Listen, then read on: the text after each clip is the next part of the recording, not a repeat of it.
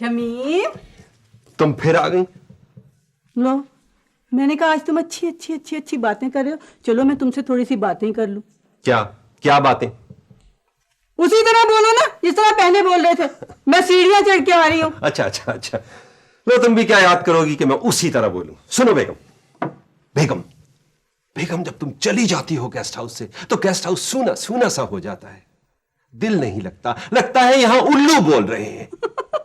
वैसे ये तुमने बिल्कुल ठीक कहा शमीम, अगर मैं गेस्ट हाउस से चली जाऊंगी तो फिर तो यहाँ उल्लू ही बोलेंगे ना। गेस्ट हाउस वीरान वीरान सा लगेगा। हाय हैं? शमीम, मैं समझती थी कि तुम्हें रोमांटिक डायलॉग बिल्कुल नहीं बोलने आते।